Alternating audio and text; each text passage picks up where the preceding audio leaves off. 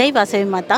నా పేరు Srilatha Chittaluri, VBG foundation Telangana state ప్రెసిడెంట్ని.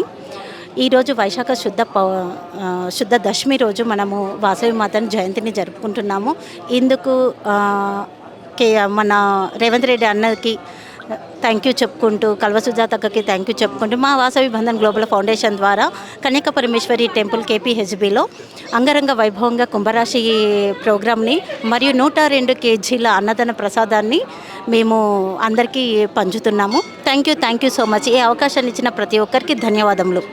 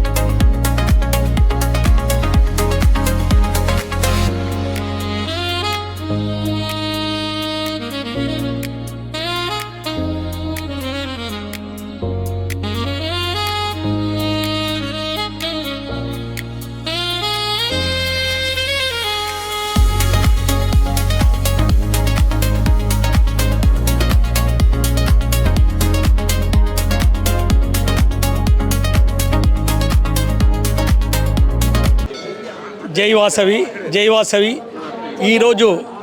ఈరోజు మన తెలంగాణ ఆర్యవైశ్యులందరము గర్వించదగ్గ దినము.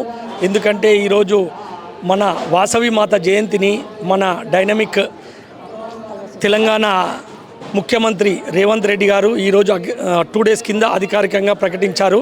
ఇది మనందరం కూడా ఆర్యవైశ్యులం, తెలంగాణ ఆర్యవైశ్యులం కాదు, ప్రపంచ ఆర్యవైశ్యులందరము గర్వించదగిన దినోత్సవంగా మనం అనుకోవాలి. ఈరోజు వాసవి మాత జయంతి ఈ గవర్నమెంట్కు సంబంధించి ప్రోటోకాల్ ప్రకారము ఈరోజు నిర్వహిస్తున్నందుకు చాలా సంతోషంగా ఉంది. ఈరోజు మన కుక్కడపల్లిలోని వాసవి అమ్మవారి దేవాలయాన్ని నేను కూడా ఈరోజు వీక్షించాను. ఎంతో కళ్ళ పండుగ జరుపుతున్నారు. వీబీజీ ఫౌండేషన్ వారు ఈరోజు నిర్వహించే ఈ అన్నదాన ప్రసాదనము, ఈ కుంభరాశి నైవేద్యాలన్నిటి కూడా ఈరోజు జనాలు తండోపతండాలుగా వస్తున్నారు. మనందరం కూడా వైశ్యులమందరం కూడా ఈరోజు మనం ఎంత పుట్టినరోజు, పెళ్లి రోజు ఎలా జరుపుకుంటామో అమ్మవారి జయంతిని ప్రతి సంవత్సరం మనం అమ్మవారి జయంతిని ఎంతో గ్రాండ్గా జరుపుకోవాలని ప్రతి ఒక్కరి ఇంట్లో వాసవి అమ్మవారి కంపల్సరీ ఫోటో కానీ విగ్రహం కానీ కంపల్సరీ మనందరం కూడా పెట్టుకోవాలి. దాన్ని మనందరం కూడా ఆమె ఎల్లవేళలా మనందరికీ అష్టైశ్వర్యాలు ఆయురారోగ్యాలు కలిగించాలని మన ఆర్యవైశ్యులందరికీ నేను అమ్మవారికి కోరుచున్నాను.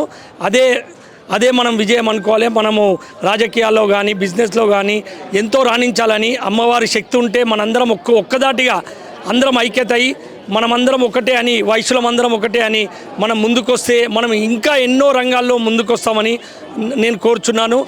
ప్రతి ఒక్కరం కూడా ఈరోజు అమ్మవారి జయంతిని ప్రతి ఒక్కరు కూడా జరుపుకోవాలని కోరుచున్నాను. జై వాసవి. నేను Vishishta gold and diamonds Palavatla Anand Babu, chairman, Jubilee Hills, Kothapet shop.